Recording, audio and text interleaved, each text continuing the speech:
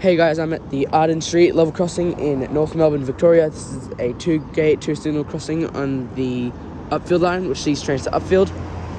So this first signal we have here has an unmarked base, a Western colonnade gate mechanism, a black with right riding stop on road station sign, four new style Westinghouse LEDs on a Westinghouse cross arm, a two-track sign, standard crossbar, general signals e-bell, a wishbone gate, and 3 aircraft gate lights.